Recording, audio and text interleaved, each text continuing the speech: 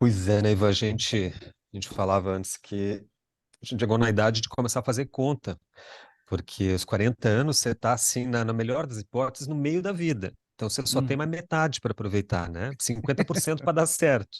Se, se não for agora, É, e eu se sem a não é. saúde, sem a saúde à disposição dos anos anteriores, né? Então eu já tenho preguiça de tudo, eu já não quero ver tanta gente assim, mas precisa, né, para fazer as coisas que quer. Então, é mais o meu trabalho que envolve muita gente. Eu só queria que às vezes eu só quero que as coisas fossem mais fáceis, assim, de conversar com as pessoas e acessar algumas. Chegou uma hora que eu falei assim, cara, preciso de mais tempo para fazer as paradas, né? Eu tava ouvindo uma coisa, eu acho que era do Max Caligares, do Max Caligares, não, pai dele, Contar. Contar do Caligares, sobre a mortalidade e tal, esse livro novo que ele lançou, O Sentido da Vida, e acho que eu estava ouvindo o Christian Dunker falar alguma coisa sobre isso, que é uma geração que está ensinando a gente um outro jeito de lidar com a mortalidade, o Caetano Veloso e o Chico Buarque agora, né? Diz que o Chico Uhum, Buarque deu uma entrevista que ele falou assim, olha, alguém perguntou para ele, você pensa sobre o futuro? Ele falou, penso muito sobre o futuro, eu tenho que pensar muito sobre o futuro, porque na idade que eu tô, eu posso fazer 2 discos e um livro. Ou eu posso fazer 2 livros e um show. Na Porque melhor das assim, hipóteses. tem a conta certinha.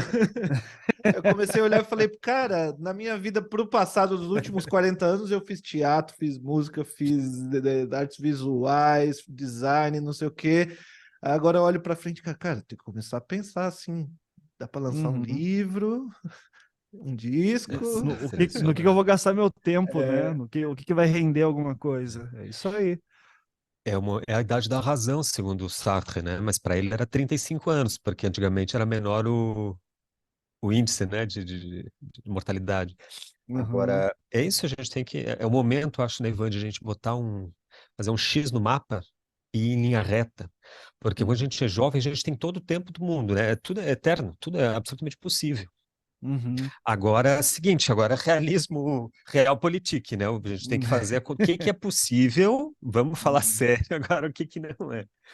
A gente É, eu, começou o eu, episódio. Ah, eu perdão. vejo. Não, é que só tem uma coisa assim que daí me parte o coração, né? Que eu vi alguém falando do Scorsese, assim, o Scorsese já tá com 80 e poucos anos, né? E ele dizendo, cara, agora que eu tô entendendo como que faz cinema. E só que eu tô. Só que eu não tenho mais tempo. E isso é de partir o Nossa. coração, né, cara? Porra. É. O Mas é isso aí. Michelangelo, quando estava no leito de morte, Ivan, consta, né, que as últimas palavras dele teriam sido: morro logo agora que estou aprendendo o alfabeto da minha profissão. É. A É, gente não as esquece o que que famosas viria daí frases para antes de frente, né? morrer, né? As famosas frases antes de morrer. Acho que é o Crowley que fala luz, mais luz, ou Goethe, não vou lembrar agora também. é o Mas aí Brecht. essa aí, é o Brecht que fala luz, mais luz? Acho que é o Brecht. É. Ou é o Brecht ou o Stanislavski, um dos dois. Mas eu Porra, lembro que era um agora diretor de Quem sabe fez teatro. uma a referência Claríssimo. no gente Eu final tem da lembro vida. claríssimo que Google. era um diretor de teatro. Ó, 40 Quem sabe de ele faz uma mó. referência. Cara, não vou achar. Mas é algum cara assim também que, né, quando tá pro leito de morte, fala também luz mais luz. E daí Boa. eu. E aí eu fiquei tipo, tá, mas que luz é essa, né, cara? Ele tá vendo luz, ele quer mais luz, ele quer que fique mais claro. Ele está na escuridão, Então, escuridão do essas aí, inferno. essas eu fico sempre pegando também. Qual vai A ser o do, meu, Pes- né? a do Pessoa é ótima, cara, que é assim: alcance meus óculos.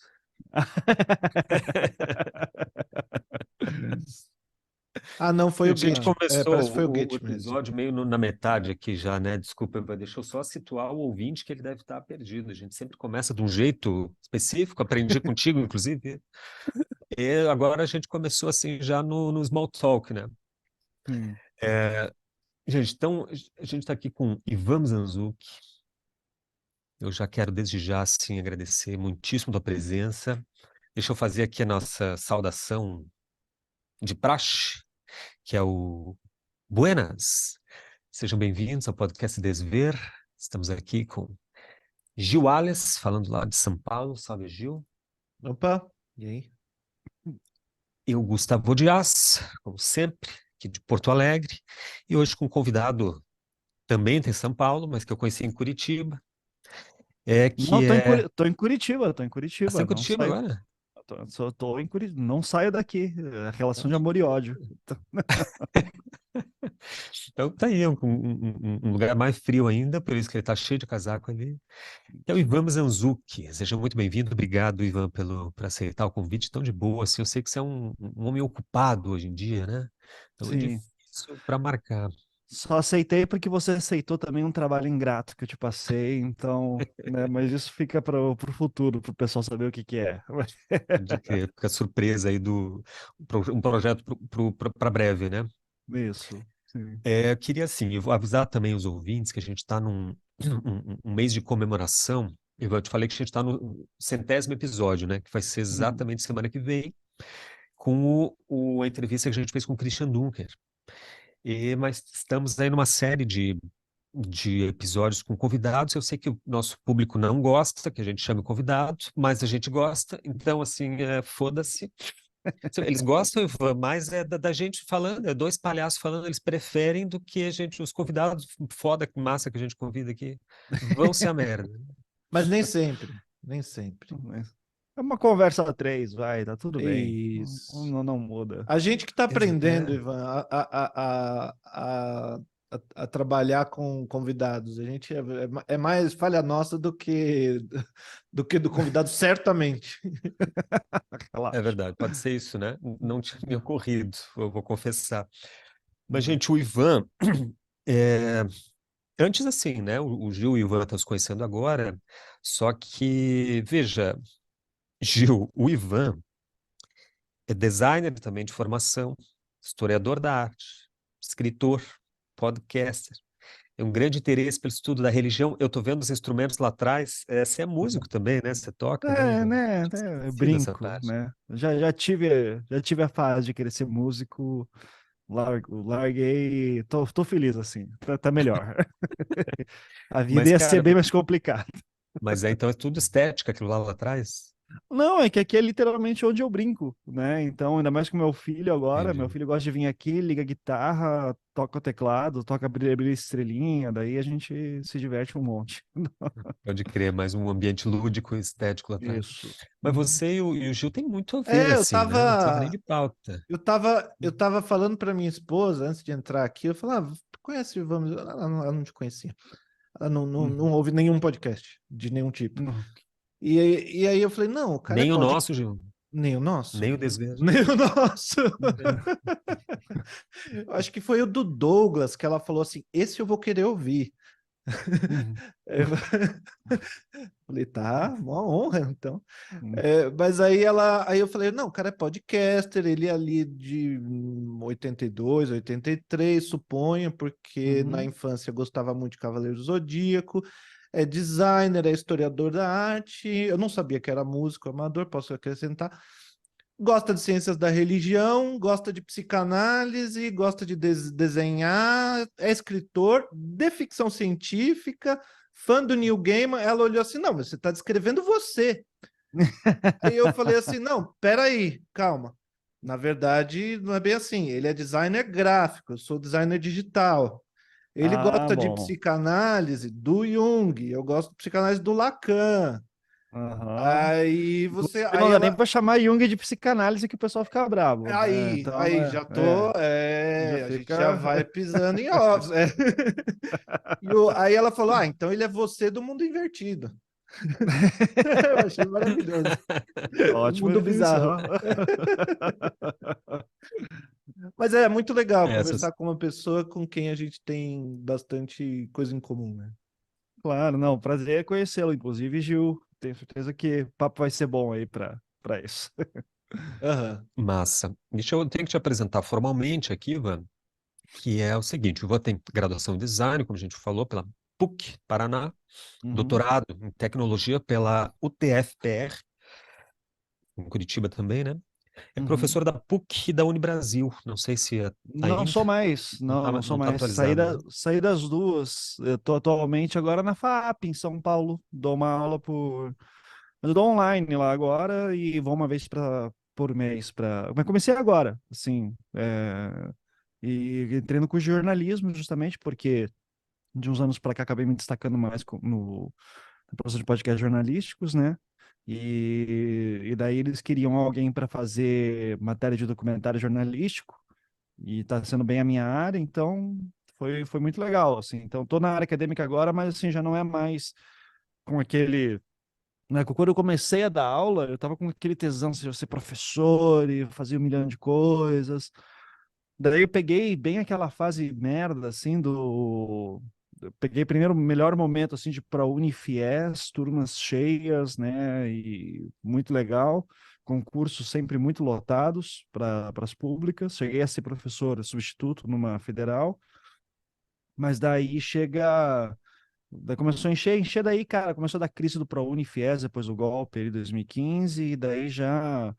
Daí foi desandando, desandando. Daí eu disse, cara, preciso de um plano B. O plano B virou podcast e agora é o meu plano A. Então agora dar aula virou uma diversão, assim, porque antes era a minha carreira e agora é alguma coisa que eu faço paralelo à minha carreira. É bom É, não colocar todos os ovos na mesma cesta, né? exato. Pois é. Ter planos de fuga sempre, né? Justamente da última vez que a gente se viu, para agora, tua vida mudou completamente. E eu queria que você Total. falasse depois para gente. Só terminando aqui o currículo, que é extenso, mas eu vou resumir. Se possível, o Ivan dirigiu os podcasts Anticast, o Uhum. Projeto Humanos, o Pico dos Marins, é isso, Uhum. na casa do escoteiro Isso. Marco Aurélio, e hoje o Conversas Paralelas, que ele ainda tem no Spotify, né? Uhum. É a quarta temporada do Projeto Humano, sobre o caso Evandro, inspirou a criação de uma série de televisão, que hoje é transmitida pela Globoplay e foi indicado ao Emmy Internacional em 2022. Isso. No mesmo ano, começou a temporada dos Meninos Emasculados de Altamira, né? Isso. O Ivan também é escritor, tem 3 livros. O Existe Design, que é o primeiro, que é o que eu li. O segundo, Até o Fim da Queda, esse de literatura, né? E o último, o caso Evandro, justamente aí relatando, né, os desenvolvimentos desse caso extraordinário. Mas isso Uhum. aqui é informação básica de Wikipédia, Ivan. Assim, a gente vai perguntar muita coisa, só que não está lá, claro. Mas eu queria antes contar umas coisas que também não estão na Wikipédia e que você não sei se vai contar, que é o que qual é o contexto aqui da nossa relação, porque é importante até para mim. Eu queria fazer um sumário de como é quantas anos. Primeira vez, gente, que quem me apresentou o Ivan Zanzuco foi Marcos Beccari. E a primeira vez que ele falou de você, Ivan, ele me citava assim, então eu tenho um amigo, cara, tá passando por dificuldades, assim, fez concurso, tá fazendo vários concursos, não passa, tem uma coisa, uma certa até perseguição em cima dele, ele sempre relatava e ia atualizando essa saga, né? Não acho, leitor, que foi fácil o Ivan Mizanzuki chegar a ser Ivan Mizanzuki. Isso demandou muito esforço, né? E, enfim, depois a gente começou a conversar. Você foi um dia lá no Mimesis, nem sei se vai lembrar, isso foi com o Uhum. Beccari, acho que com o Ancara também. Uhum. E aí o Ivan Uhum. começou a me convidar lá para participar do Anticast, como um convidado ali, né? E o que foi muito bom para mim, porque o Anticast abriu inúmeras possibilidades, não, oportunidades não só para o Ivan, mas também para mim. Nem sei se tu sabe, Ivan, mas você, cada vez que eu ia no Anticast, minha turma de desenho lotava. Ah, que legal! Bacana! Eu podia dizer que estou aqui hoje cobrando uma dívida, porque eu fui várias vezes no Anticast, agora você tem que vir no Desver. Mas não, cara, eu já recebia a recompensa anteriormente, né? Até recentemente, aqui no Porto Alegre, mais de uma pessoa me parou, cara, eu te conheço, não é o Gustavo Dias, do Anticast? Daí eu, não, cara, então, eu não sou do Anticast. Mas eu te conheço do Anticast. Quer dizer, faz muito tempo, né? A última vez que eu tive lá foi em 2018, no Uhum. Anticast, depois não. Mas, enfim, isso aqui, eu queria que você relatasse um pouco, e daí já começa aqui a nossa parte meio de entrevista, que aconteceu com a tua vida nos últimos anos? Se adiantou um pouco com a gente, né? Mas a última Uhum. vez, 2018, vamos lá, você tinha um Anticast, né? Era um apresentador, criador, criou um Anticast junto com o Marcos Peccari e o querido Rafael Ancara.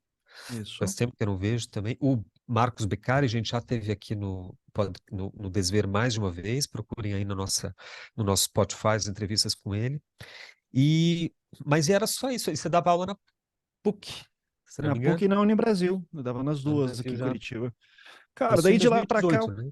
2018. Daí o que aconteceu? 2018, eu já tinha também ali no Anticast o projeto Humanos, né? Que daí era essa proposta de fazer podcast narrativo, em que eu não era simplesmente uma conversa, era eu pegar algum evento, algum fato, mostrar uma narrativa em cima, uma história real, né? E daí depois eu peguei. Só que 2018 foi o ano que eu lancei o primeiro episódio do Caso Evandro, né? Então foi no final de outubro, dia 31 de outubro, Dia das Bruxas, né? Justamente porque era as bruxas de Guaratuba. Então foi uma data simbólica assim para lançar. E começou a ter um certo burburinho já naquela época. Eu vendi os direitos daí para adaptação de série de TV. O podcast começou a fazer sucesso. Daí, nessa época, eu já estava chegando numa situação que, cara, não está mais valendo a pena dar aula em duas universidades, porque eu estou gastando o tempo que eu gasto em sala de aula, eu podia estar gastando com outra coisa aqui, de alguma pesquisa, alguma coisa assim, que o retorno financeiro não é imediato, mas ele me promove fazer alguma coisa que depois vai virar grande, né? Então, daí nisso, eu já, 2019, eu já saio eu saio da Unibrasil, fico só na PUC. E daí nisso eu começo já a produção da série do Caso Evandro, que foi comprada pelo Globoplay, né, para fazer a adaptação do podcast em série audiovisual. É, eu e minha esposa, a gente estava tentando engravidar naquela época. Daí a gente engravida no início de 2020, quando termina a gravação da série Caso Evandro, para o Globoplay. Eu consigo terminar também o podcast nessa época, e daí vem a pandemia, né? E daí eu estava dando aula só na PUC, só que daí eu já estava com o dinheiro guardado da produção da série, e também da produção do podcast. E o pouco de amor que tinha naquela época ainda de eu dar aula meio que acabou com a pandemia, porque daí era aula online, daí começou a dar problema de aluno que eu não estava afim de lidar, sabe?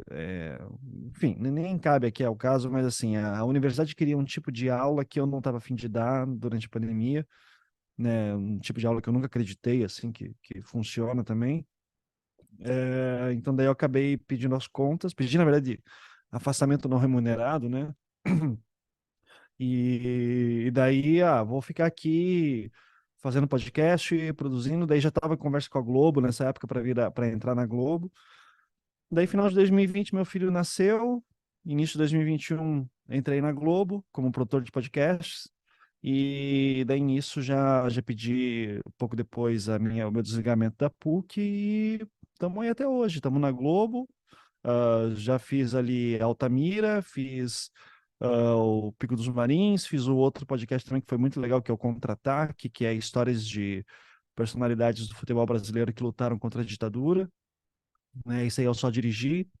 Eu converso paralelas também, que daí é só entrevista, é bate-papo, e também agora estou produzindo o Leandro Bossi, né? Que é para encerrar ali aquela caso Evandro, Altamira, se termina com o Leandro Bossi, que são três casos relacionados. E, e é isso. Hoje eu me apresento como jornalista, apresentador de podcast, produtor de podcasts, né? E pai. É Hum, basicamente isso. legal. Bom, que nem eu falei, já mencionei ali, a gente tem em comum, assim, eu acho que o fato de fazer várias coisas, né? Diferentes. E se interessar por várias coisas e tal. Ah, e uma coisa que eu acredito um pouco nesse tipo de, talvez seja um pouco de exagero chamar de personalidade, mas esse jeito um pouco polímata, é uma ideia assim que eu não me lembro onde que eu Isso, mas era uma ideia de cross-pollinization, assim, assim, polinização cruzada. Quer dizer, você aprende uma coisa você faz várias práticas, mas você aprende uma coisa numa área e você vai na outra, você fala, opa, aquela, Hum, aquilo que eu aprendi ali fazendo escala na música, no hum, violão, e agora que eu tô fazendo outra coisa aqui, eu tô 2 passos à frente, porque aprendi, parece que não tem nada a ver, mas tem, né? Então, eu queria te uhum. perguntar, assim, você refletindo sobre tua experiência, as coisas que deram certo, as coisas que não deram certo, no design, no ensino, na pesquisa, na escrita de ficção, de não ficção, na produção de visual e tal, o que te vem à mente, assim, como coisas que você, isso aqui eu aprendi lá e usei aqui, etc. Para mim é engraçado que tudo se junta de alguma maneira bizarra, né? Porque no meio desse de graduação e doutorado teve um mestrado em ciência da religião aí também, né? Que é essa parte que daí é a coisa mais estranha do currículo, eu acho, né? Que o pessoal olha assim, mestrado em ciência da religião, o que tem a ver com design, tecnologia, que você fez doutorado depois? Então, o... mas para mim, de alguma forma, tudo encaixou, porque eu entrei, antes do design, eu fui fazer física, né?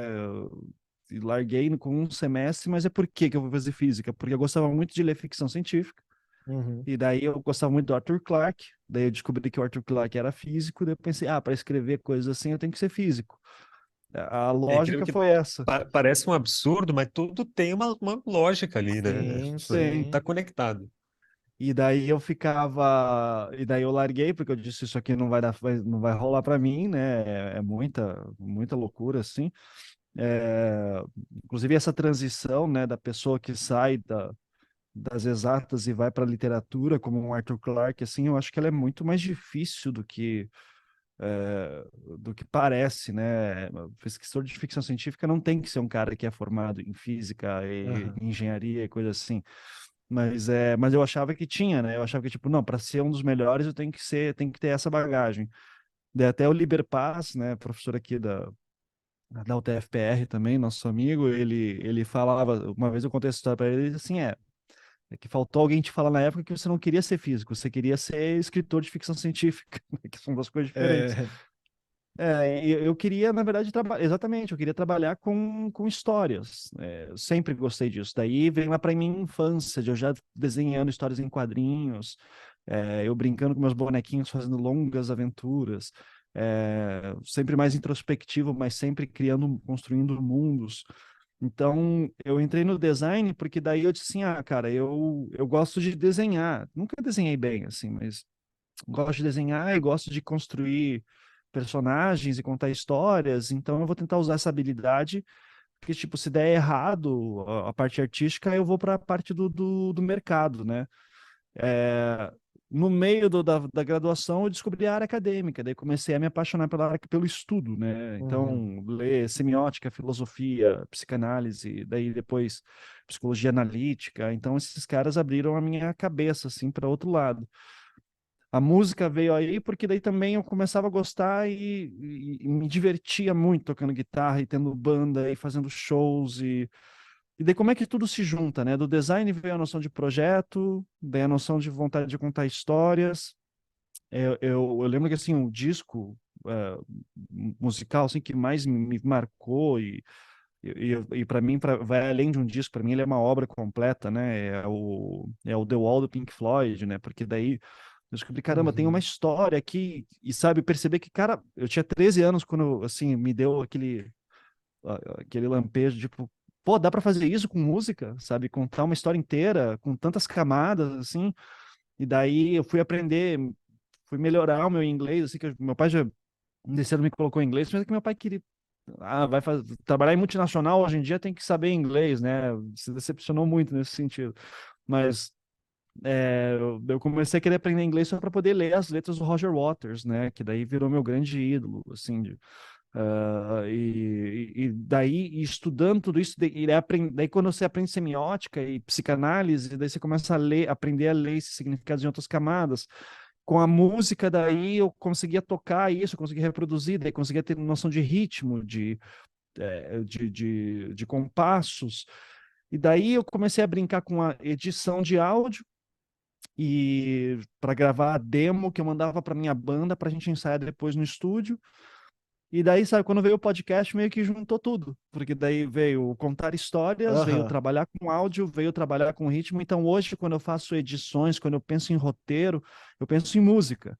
Então, para mim, eu procuro geralmente editores que têm uma noção musical, se não tem uma noção musical, que pelo menos eu consigo conversar com eles sobre música, desde assim, olha, faz um compasso assim, assim, assado, depois o compasso entra a melodia, daí estica aqui para depois fechar. Então tudo tem que estar num ritmo de fala que vai entrando na música. O Felipe Aires, que também o Gustavo deve conhecer, é o cara que faz todas as minhas trilhas sonoras também, puta músico aqui de Curitiba, e é gostoso essa troca com ele, porque daí a gente consegue pensar, Felipe, eu preciso de uma música que tenha o seguinte conceito e que tenha esses elementos sonoros, é, né? Todas as histórias que eu produzi até hoje no Projeto Humanos tem alguma questão de religião também, então meu mestrado em ciência e religião me deu também esse olhar para além da noção mais básica do que é religiosidade, e a busca por significados maiores. Eu não sou uma pessoa religiosa, mas eu acho que o esforço em buscar o sentido maior é algo que sempre esteve conectado no que eu fazia, né? Então, tudo se encaixa de alguma forma, assim, acho que nunca teve nenhuma área da minha vida assim que eu larguei completamente, tipo, não, isso aqui foi completamente inútil, Uhum. né? É que tem uma coisa Mas que as pessoas têm, eu acho que é uma visão de mundo, assim, não sei se dá para dizer que é neoliberal, mas certamente capitalista, do super especialista, né? Assim, você é como se as pessoas vissem você porque você fez sucesso como podcast ou com uma série de TV, então você é um especialista em podcast, como se você tivesse passado a vida inteira. E se um cara quiser ser bem-sucedido, fazer, tipo, se um cara quisesse, tipo, seguir seus passos, vamos supor que isso fizesse sentido, e ele imaginasse, não, eu vou ser um cara tão bem sucedido quanto ele no podcast, então eu vou estudar tudo que tem para estudar de podcast, tá? Seria o caminho exatamente inverso, né? é. Eu me lembro Uhum. que eu sempre quis ser escritor também, e eu li uma entrevista do Braulio, que fez o roteiro Cidade de Deus, dizendo que ele tinha uma facilidade de escrever roteiro porque ele fez teatro, ele tinha sido, enfim, trabalhar com teatro. Aí eu entrei numa oficina de teatro, pensei, vai ser legal para mim como escritor e tal. E aí fiquei 8 anos numa companhia de teatro, virei ator profissional e não escrevi nesse tempo todo nada. E foi assim um detour absurdo. E hoje em dia, quando eu tô terminando meu primeiro romance agora, hoje em dia realmente ajuda um pouquinho, assim, não é muito. Eu vejo essas áreas se conectando e eu acho que é por isso, o Gustavo vai lembrar agora de várias discussões que a gente teve quando eu dava aula de História da Arte, e daí quando chegava na Renascença era sempre a parte mais gostosa, assim, de dar, porque primeiro você tem personagem, né? Ali a biografia passa a ser uma coisa importante, né? Quando o Vasari começa a fazer ah, pô, deixa eu anotar o nome de todo mundo que fez essas coisas aqui. Então, a preocupação em saber quem são os grandes escultores e artistas e pintores e pensadores. E daí, na velha discussão Michelangelo e Da Vinci, né, eu sempre tinha essa. Eu sempre puxava para o lado do Da Vinci e o Gustavo puxava para o Michelangelo, né? Era uma discussão eterna. Eu do lado dos neoclássicos e o Ivan vinha com William Blake. Sim, Sempre. além do William Blake, né? Não, Blake eu tenho tatuado ali e tudo, mas assim, Aham. entre esses dois, entre Da Vinci e Michelangelo, eu sempre me admirava mais com o Da Vinci. E eu nunca esqueço de uma orientação de doutorado.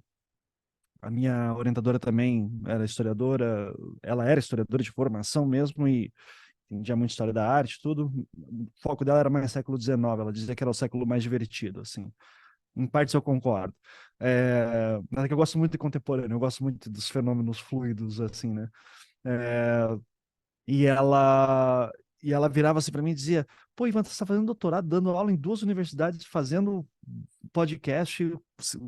Como é que você consegue fazer tudo isso, né? Eu dizia assim: Bom, eu queria responder primeiro que eu faço tudo mal, né? Mas a É o gente que eu se vira, respondo para todo mundo também.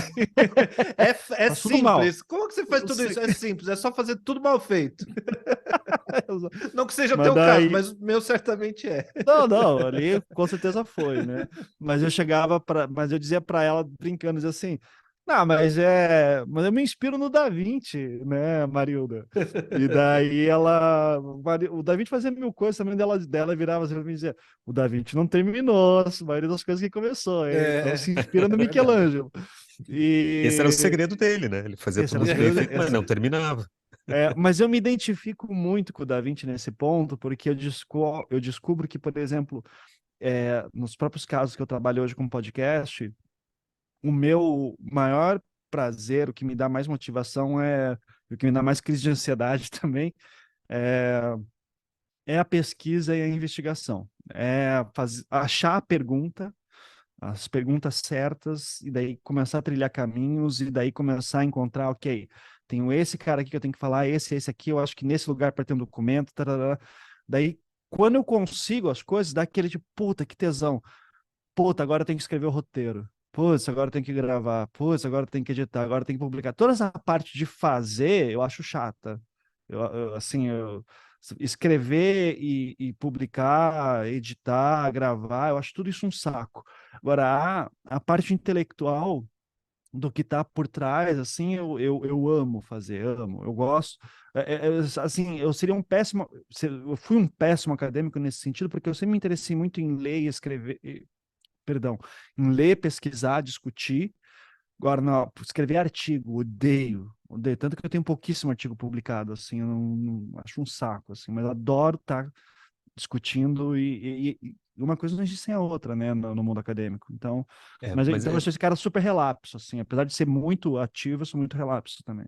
mas é como na arte, né? A arte, o segredo dela é isso. A parte mais prazerosa mesmo é a criação. Só que a criação dura alguns minutos. Uhum.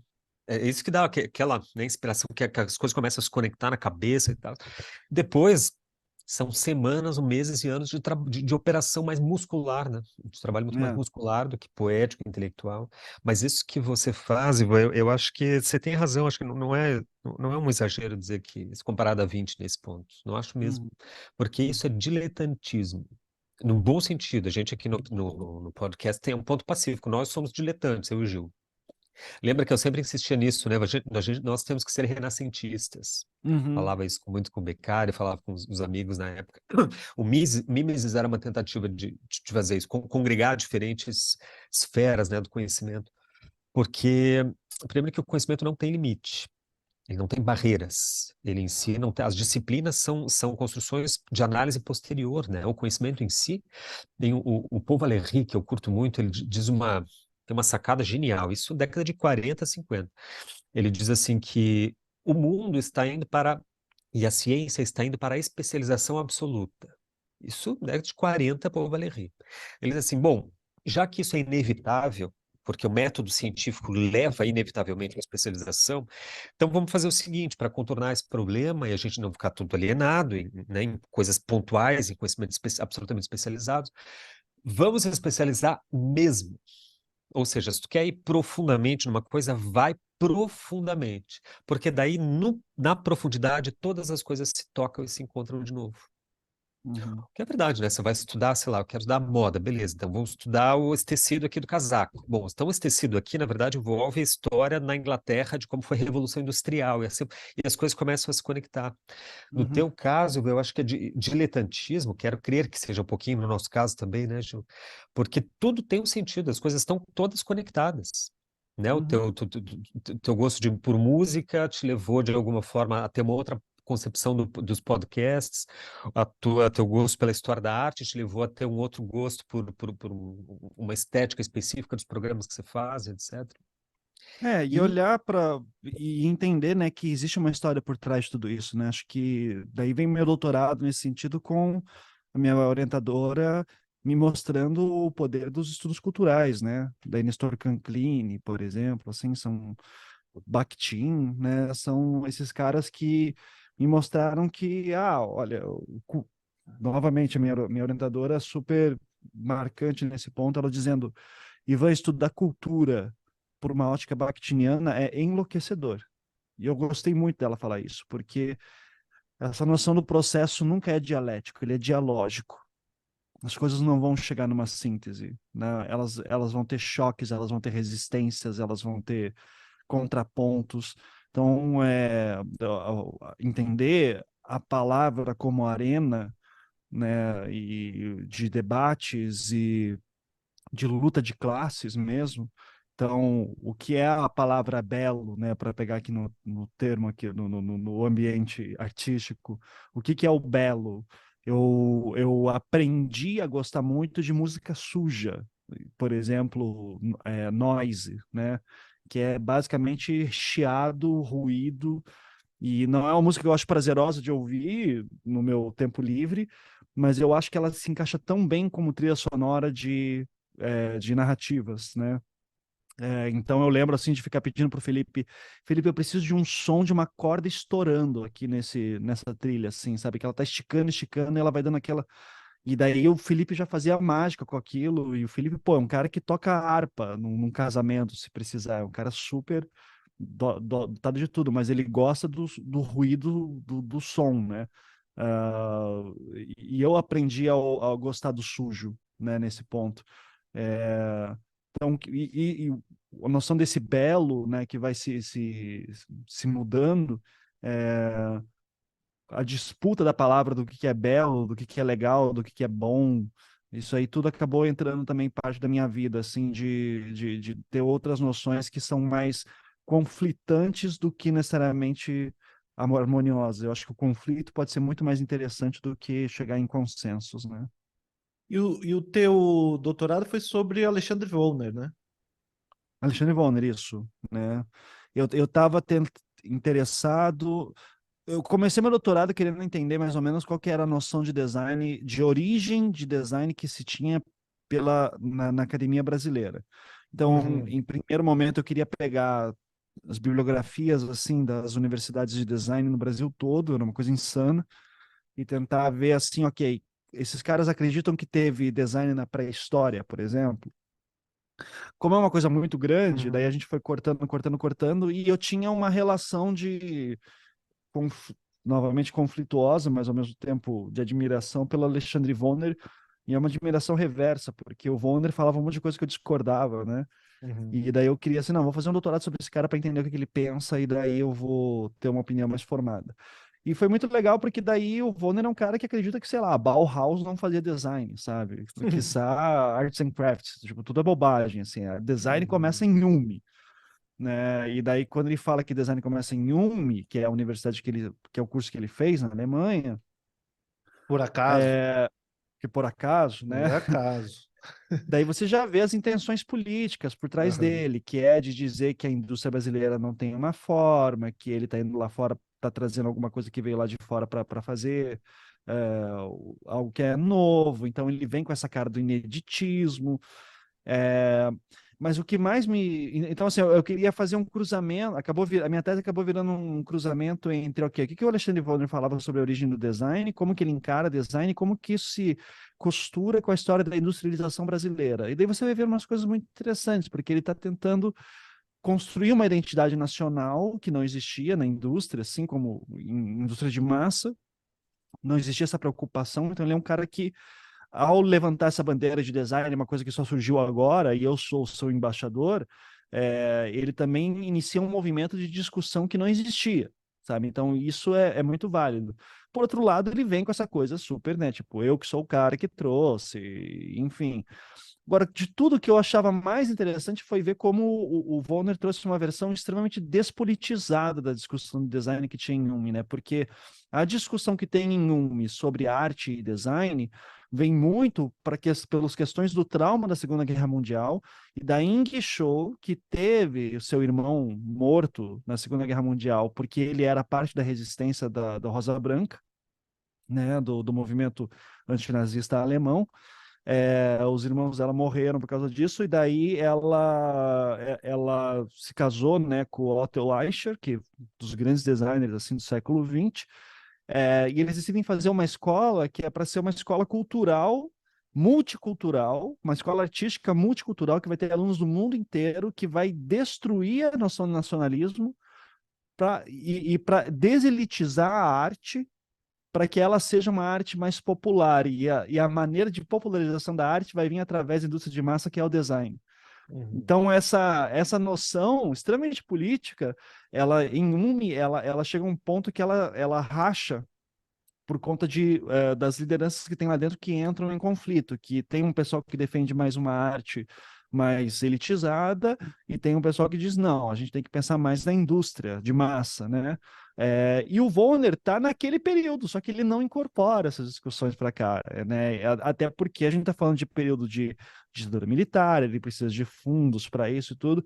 Então é interessante como ele traz essa discussão de frase famosa do Volner, ilustração não é design, e ele traz isso, só que ele tira toda a discussão política que tem por trás disso em e traz para cá como uma questão de defesa de classe profissional que ele está querendo trabalhar. Então, esse olhar do Volner, para mim, me fez respeitá-lo mais como profissional, no seu momento artístico, no seu momento histórico, ao mesmo tempo que me deu uma noção melhor, assim, tipo, tá, isso aqui não é birra de um velho falando bobagens na internet, né? Isso aqui é um cara de um contexto, de uma época, de um outro Brasil, né? E que hoje essa discussão nem faz tanto sentido mais.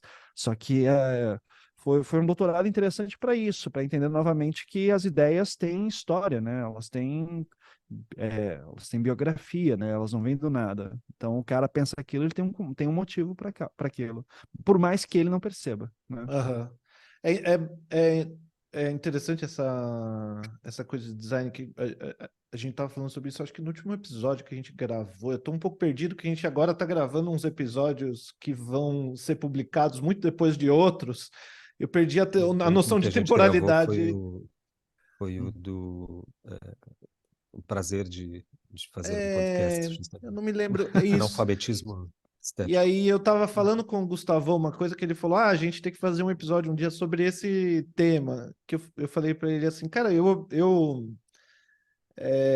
bom, claro que isso é uma discussão boba de primeiro semestre de faculdade de design. Eu me lembro 20 anos atrás, quando eu estava na faculdade de design, a gente discutia muito se design é arte, e a arte, o design, é uma discussão que, assim, é calorosa para quem está começando a pensar sobre o assunto. Mas do nada me deu um estalo, assim, que eu olhei para eu não lembro qual que era o objeto, assim, podia ser uma garrafa de água, ou sei lá, esse microfone, assim, meio que qualquer, o meu videogame, talvez. Mas eu olhei assim e falei, cara, nenhum objeto de arte, se eu tivesse que trocar minha lave-seca por qualquer objeto de arte, mas assim, eu não pudesse, assim, você tem aqui um quadro do Van Gogh na tua parede, mas você vai lavar e secar tuas roupas na mão para o resto da vida. Essa é a troca. Não dá Eu nem para olhei, contratar uma lavadora. não, não, você tem que. Você vai substituir o que a sua lave seca faz por você, por poder olhar para essa pintura maravilhosa todos os dias. Você não pode vender a pintura, claro, senão qualquer Uhum. idiota, né? Eu olhei e falei, cara, eu não trocaria a minha lave seca por nenhuma obra de arte do planeta, cara, mas nenhuma, sabe? Uhum. Sim. É, a arte é inútil mesmo, né? Não dá para comparar ela com funcionalidade, porque senão, foda. Uhum. Ivan, eu sei que você gosta, curte falar desse assunto da tese, e é isso mesmo que eu quero saber, só que antes eu queria fazer um pequeno contorno para aproveitar essa oportunidade que para mim foi muito feliz, que era assim, você, Ivan, você e o Christian Dunker, cara, da minha até onde vai minha lembrança, o Ju pode me ajudar, estavam desde o primeiro dia que a gente decidiu fazer um podcast, fizemos uma lista de possíveis pessoas para a gente chamar. E você e o Duncan tava na minha lista desde o início. 100 Que episódios legal. depois a gente pode, enfim, te chamar, né? E eu Tá tive do lado do essa... Dunker numa lista é algo incrível. Então, fico honrado. E foi uma grande surpresa, prazer, assim, de receber mensagem tua, porque eu ficava pensando, como que eu vou chegar no Ivan agora? Não adianta mandar e-mail, porque eu sei que a tua caixa de mensagem deve estar lotada. Como que eu vou? E daí ele entrou em contato comigo. Daí eu pensei, bom, vou aproveitar e convidar. Mas o que eu queria falar contigo não era nem sobre nada disso. Eu queria te parabenizar aqui de público pelo trabalho que você fez com o caso Evandro. Eu ouvi o podcast, são 33 episódios, então eu fiquei mais de um mês aí ouvindo. Foi 36, Ah, 36. 36? É, É. Altamira foi E eu, 32 agora, né? eu ainda não vi a série do caso Evandro, mas ouvi o episódio com muita atenção. É, o episódio, acredito, claro, que você já tem esse retorno a mais da conta, né? Mas o podcast me emocionou muito. Ali eu percebi a importância, o alcance da importância que tem esse podcast cara, para a história brasileira é inacreditável, né? O Não, sucesso que ele teve realmente foi absolutamente merecido. É, e além da importância dele em si, eu como conhecia você antes, assim, foi uma surpresa porque a pessoa vai além da encomenda, né? A gente sempre imagina um futuro brilhante para os nossos amigos, mas depois que eu vi o caso Evandro, cara, eu achei que, caramba, queria te parabenizar muito pelo trabalho, assim, foi muito obrigado, importante. Gustavo. E a Obrigado coisa é mesmo. foda mesmo, além de ser enquanto trabalho, né? Enquanto como é que é true crime, né? É um É, true crime. É, séries de assim, true crime, é muito inglês, existe né? isso, esse termo. Sempre falo que quando eu comecei a fazer, eu nem conhecia o termo true crime, né? Eu só queria contar uma história que me deixava angustiado desde criança, né? E eu achava que tinha muita coisa estranha. E daí, quando eu fui ver, assim, vamos fazer um true crime, né? Isso foi na reunião para a produção da série do Globoplay. Eu falei, nossa, existe um gênero, né? Existe um nome, existem outras obras, assim, tal, mas isso aí foi surpresa. Daí hoje eu sou considerado uma das figuras do true crime, assim, no Brasil, né? Tudo que é mesa me chamam para falar sobre. Fico honrado, assim, né? Mas não é nem um gênero que eu consumo tanto, assim. Eu consumo por questão mais profissional, para saber o que estão fazendo. Mas não é nenhuma coisa assim que tipo, eu curto pra cacete. Nossa, true crime. Tem galera que é maluca por isso, né? História de crimes. Eu fico sempre mais interessado na parte social do crime, né? O que esse crime me fala sobre essa época, sobre segurança pública, sobre medos, né? Então eu estou muito mais interessado no crime como fenômeno do que necessariamente do fato, né? Pode crer.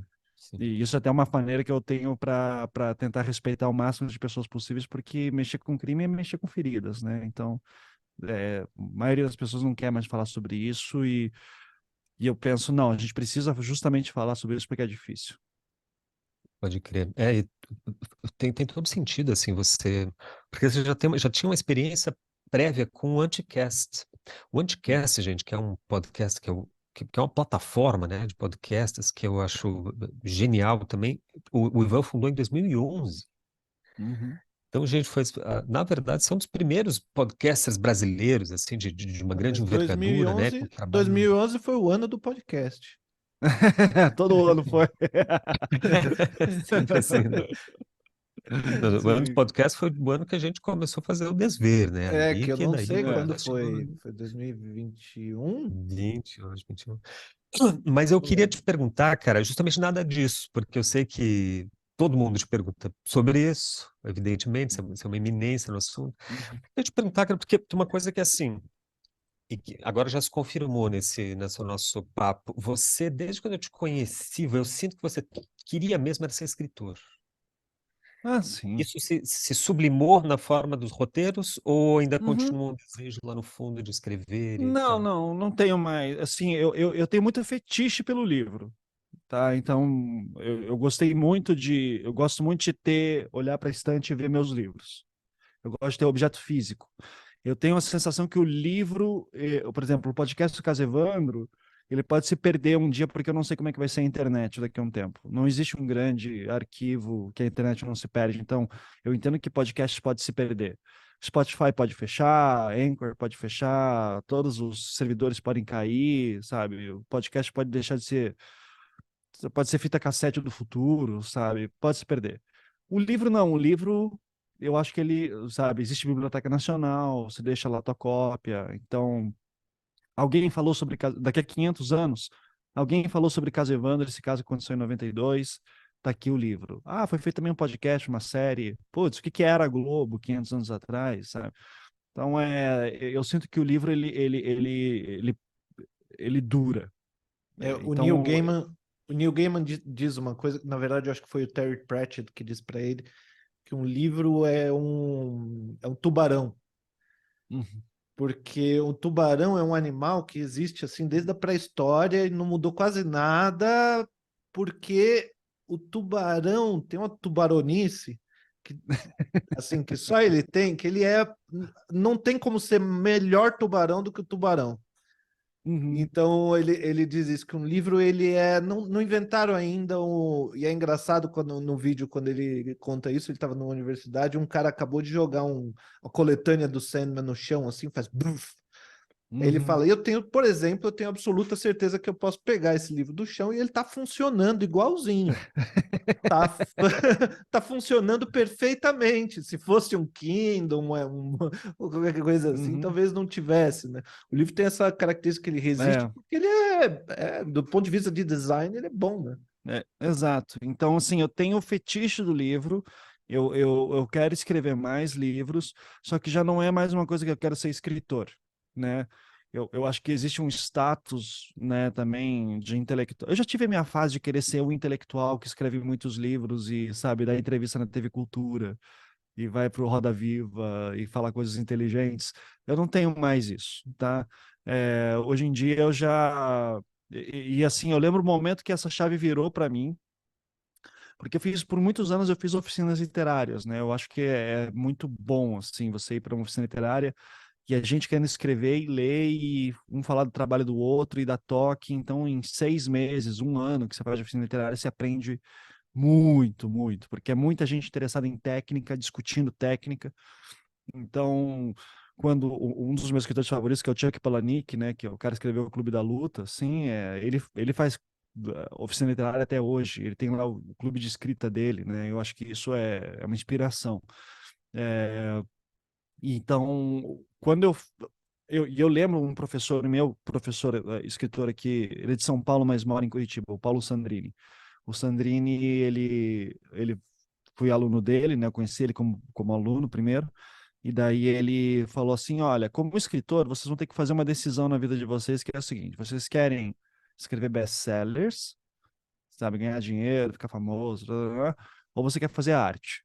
Não dá para fazer as duas coisas juntos. Vai ter um ou outro aí que se destaca, mas assim, são super exceções, tá? Então, quando você. Porque, assim, para você ser um Paul Auster da vida, ele usava muito Paul Auster para meter porrada, assim. Pra você ser um Paul Auster da vida, você vai escrever de um mesmo jeito, que você vai ganhar um público gigantesco, vai ter milhões de leitores, tarará, só que, assim, você nunca vai inovar muito. Se você quer fazer arte, você vai ter que estar ali trabalhando com limites que vai ter um público muito mais limitado, né, que vai conseguir entender e absorver sua obra e discutir, porque você vai estar fazendo experimentações de linguagem e tal. E eu queria ser esse cara que faz experimentações de linguagem. Então eu olhava assim para James Joyce, eu olhava para Graciliano Ramos, né? Eu olhava para esse algumas coisas mais underground que o Lourenço Mutarelli fez, né? O Daniel Pellizzari, era um cara assim que eu sempre olhava com admiração pela o Joca Terron também, coisas mais experimentais que fez. Então, caras que eu olhava assim, pô, é isso que eu quero fazer. Eu quero ser o cara que é discutido e que tem coisas para ser discutidas ali dentro. Daí eu lancei o livro Até o Fim da Queda, né, em 2014, que foi meu primeiro romance.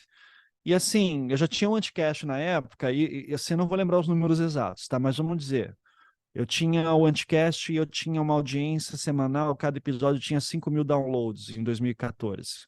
5 mil, 5 mil, 6 mil, por aí. Daí eu lanço meu livro pensando, pô, vou vender aí pelo menos uns 2 mil, vai. Pelo menos uns 2 mil. Acho que eu vendi 400, 500 livros. Nossa. Daí eu Ivan, isso é pensei, profundamente desesperador para nós, é, meu cara, porque a Você gente não tem vendeu. nem um décimo desse é, download, desse número, e nós dois estamos para lançar livro. Então a gente acha que É... vai vender Não, que mas você nem não está água. entendendo. É que o Ivan vendeu para todos os leitores de ficção científica que leem autores brasileiros no Brasil. Todos. Não sobrou e não é nem nenhum ficção fora da. científica, né? É uma Ah, não fantasia é, desculpa. urbana. É fantasia Entendi. urbana. Não, mas daí, assim, eu lancei aquilo e daí eu fiquei pensando, tá, por semana eu atingo muito mais gente.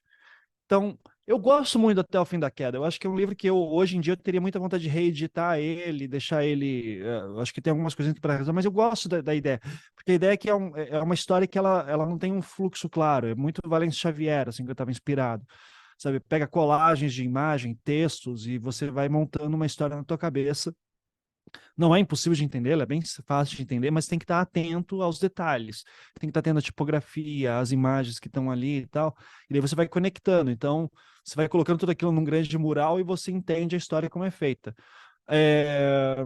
Não é super inovador. Um monte de gente já fez isso antes. Não é uma história difícil, é uma história ainda com uma temática legal, assim, tudo. Fala de um suicídio coletivo que teve, daí tem um escritor que está escrevendo sobre esse suicídio coletivo, e daí começa a entrar numa lance de cultos e tal. Então é uma história bacana. Só que chegou num ponto assim que eu pensei, cara, eu gasto, sei lá, eu devo ter ficado um ano escrevendo esse livro, fiz o projeto gráfico, daí chego aqui, lanço e, sabe, atinjo menos pessoas, atinjo menos de 10% do público que eu atinjo toda semana. Então eu não. Eu comecei assim, eu acho que faz mais sentido eu começar a querer contar histórias que eu me interesso pelo podcast do que escrever um livro. Então, o livro, para mim, novamente, ele vira essa coisa de durar. Eu gosto do objeto, eu coleciono livros, eu tenho biblioteca, eu tenho um fetiche grande pelo livro, assim, mas não tenho mais interesse em ser escritor. Tá? Eu acho que querer ser escritor exige. Eu quero atingir massa hoje em dia, eu quero atingir número. Tá? Então, eu não quero mais ser o cara que vai estar discutindo coisas que vão ser 10 acadêmicos vão estar discutindo numa sala. Eu quero estar andando na rua e ser reconhecido e dar autógrafo, sabe? É isso que eu quero. Eu quero que tirem selfie, eu quero ter esse nível de massa. E para isso, eu preciso fazer um conteúdo muito mais acessível, que desperte o interesse. E ao mesmo tempo, o grande desafio é que tá, mas eu também não quero ser muito grande, porque ser muito grande vai exigir eu ter que É um lidar com outras inferno. coisas que eu não tô afim, que eu não tô afim. Não, e Uhum, até o tipo de conteúdo que eu teria que produzir teria que ser outro, sabe? Eu uhum. teria que, sei lá, fazer música sertaneja, falar com. Coisa que eu não entendo. Não entendo nada contra música sertaneja, ou tudo contra, sei lá, mas assim, não é meu interesse. Não é meu interesse. Eu gosto de fazer. Por exemplo, True Crime tá super fazendo sucesso. Eu não sou o cara que faz mais sucesso True Crime no Brasil. Mas eu sei que o meu trabalho é um dos poucos que consegue avançar nas histórias, sabe? Que consegue trazer coisas novas, trazer reflexões que não foram feitas antes, tem algum impacto no sistema judiciário. E para isso é um tipo de trabalho que eu não consigo fazer um hit atrás do outro e ser um cara super reconhecido por qualquer um, né? Mas assim, ontem eu fui no shopping, anteontem eu fui no shopping com meu filho e duas pessoas me reconheceram. Tipo, legal, sabe? Uhum. Isso é o que eu quero. Hoje eu quero atingir massa. Hoje eu decidi isso. Foi consciente. Tive a fase experimental, eu disse, tá, não curti, eu quero fazer outra coisa. Eu quero realmente atingir. Eu quero estar na Globo, eu realmente quero isso. E trazer as coisas que eu gosto para um público maior. Pois é, é interessante isso de da gente. Eu acho que tem dois tipos de reconhecimento que são, que, pelo menos para mim, que me pegam, assim. É de uma pessoa que, eu estava pensando isso essa semana, é o reconhecimento de uma pessoa que você considera muito importante, que você conhece muito bem, e o reconhecimento de um total desconhecido. E é muito engraçado isso, porque são dois opostos, né? Absolutos. Essa pessoa que é totalmente desconhecida, tipo, quem diz que ela sabe o que que é bom, o que que é ruim, para dizer que, para ter alguma palavra sobre quando ela te elogia, o que quer dizer isso, sabe? É um tipo de reconhecimento bastante estranho, né? No sábado eu fui no lançamento do livro do Christian Dunker e eu tava fumando um cigarro do lado de fora, assim, sozinho, absolutamente sozinho. Chegou um cara com um cigarro do lado, eu estranhei, ele falou, ele começou a puxar assunto, aqui que vai o lançamento, tá? Comecei a conversar com ele. Lá no meio da conversa ele falou: "Você não é o Gil do Desver?" Então eu falei: "Opa, olha aí, estamos famoso. O que que é É Você legal. tentando isso?" descobrir quem que era aquele, achando que era alguém famoso, né? É. Mas daí eu saí com isso na cabeça. Por que que eu acho, por que que eu acho tão legal, sabe? Uma coisa é um total desconhecido para mim, né? Eu não Uhum, conhecia o nome dele, é sim. João. Mas até ali era um total desconhecido. Mas eu estava pensando, enquanto você falava, sobre na verdade, essa coisa do Estatuto das Linguagens, né? Assim como a gente estava falando dessa discussão que talvez seja boba mesmo entre design e arte, mas eu acho que tem algo que não é desimportante, que é na verdade, mecanismos de reconhecimento, né? Quer dizer, como é que funciona reconhecimento? Um sujeito reconhece uma norma de reconhecimento. Então, para mim, o M é que diz o que que é uma série boa. Então, se para mim o M diz o que é uma série boa e a série do Ivan ganhou um M, e o Ivan é capaz de fazer uma série boa. Concorreu. Quem me dera Concorreu, é verdade. sair triste de lá. Concorreu. Ah, não. Não É, seja modesto, Ivan, ninguém sabe disso. Você dizer que podia ter ganhou, ninguém ia deixado passar pesquisar. Podia ter tranquilo, né? deixado assim. É verdade. Mas Hum. então, assim, a gente não se dá conta que é a gente que escolhe a norma de reconhecimento que a gente vai autorizar, né? Então, claro, quando a gente entra num mercado, num grupo, numa comunidade, tem normas de reconhecimento daquela comunidade, né? Então, para um artista, o artista que tem uma obra na Bienal, bom, tem uma norma de reconhecimento aqui que se você teve numa Bienal, você está num outro patamar. Mas a gente faz uma hierarquia de linguagens. Eu acho que isso é bastante claro. E talvez valha um pouco aqui de novo, né? Essa provocação que eu fiz entre a Lave Seca e um quadro do Van Gogh. Mas sobre isso, sabe? Tipo, se eu tivesse que tirar apagar da tua memória, sabe? Os anos que você viu Cavaleiros do Zodíaco e deixasse só um livro do Arthur C. Clarke, sabe? E se tivesse que trocar uma coisa pela outra, no meu caso, eu não sei o que eu escolheria, sabe? É, mas, no entanto, é óbvio que a literatura, e eu estava citando um autor de ficção científica que já é considerado menor, né? Não estamos falando do Dostoiévski, Sim. é, mas tem isso na sociedade de maneira, eu acho que bem clara, assim, uma hierarquia, como ser um podcast.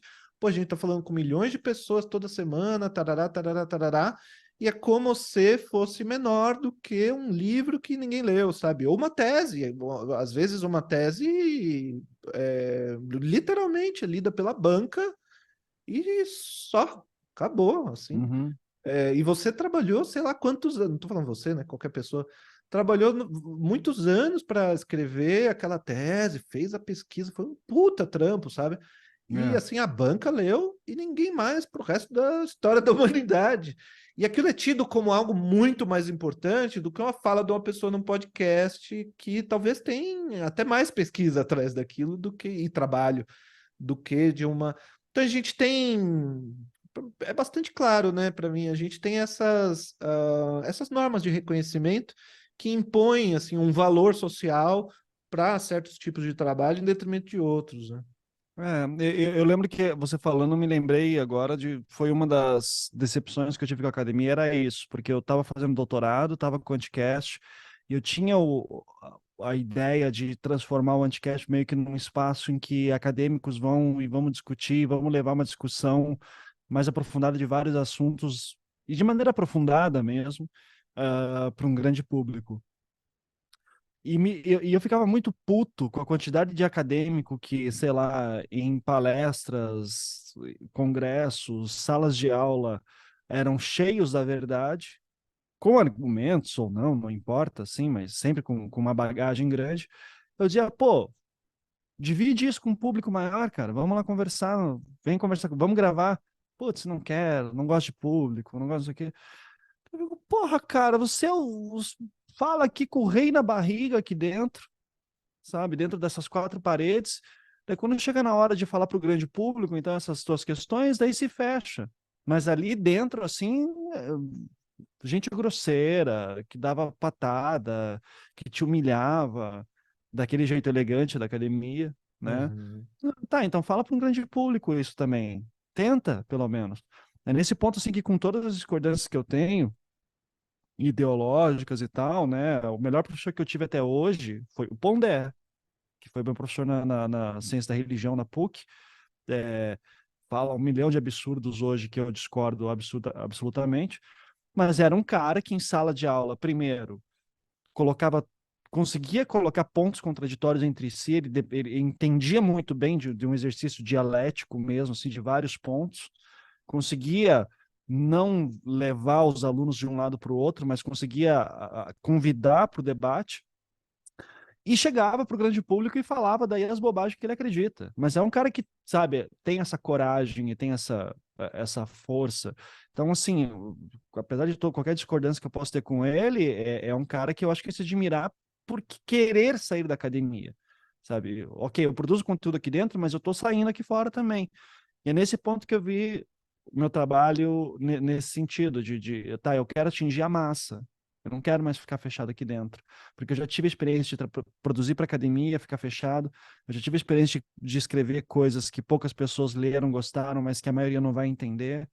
Cara, quero fazer agora podcast e quero ser ouvido por um monte de gente. E eu quero, sabe, eu quero que o cara esteja ouvindo, mostre para a mãe, que mostra pro pai, que mostra para não sei quem. E eu quero Uhum. viralizar essa porra. Então, não vou ser super famoso, mas eu vou conseguir fazer alguma coisa, sabe? Eu vou estar botando o meu conhecimento na prática, né? E isso me deixava angustiado, assim, chegar, pô, vou produzir tanta coisa legal e ninguém vai ver, cara. Isso daí era uma coisa que me deixava mal, assim, sabe? Mas você E, tem isso até bastante hoje. mas você tem bastante consciência, que eu acho que é uma coisa que a gente tá falando o nosso público tem bastante artista. Eu acho que hoje em dia não é só artista, né, Gustavo? É, a gente varia tanto o tema. Não sei, são tantos milhões que eu já nem faço É, ideia. é verdade, a gente perdeu agora a Sim. noção.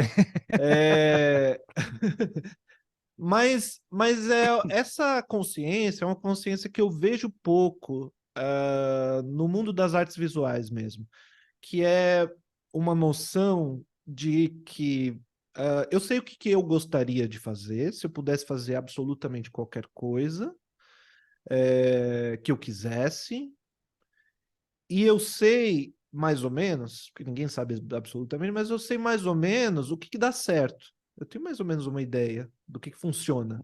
E aí tem um jogo entre essas duas coisas, né? Raramente isso se alinha perfeitamente. Não, eu tô fazendo exatamente o que eu quero e tá dando certo. Assim, é muito raro que essas coisas é, se coincidam, né?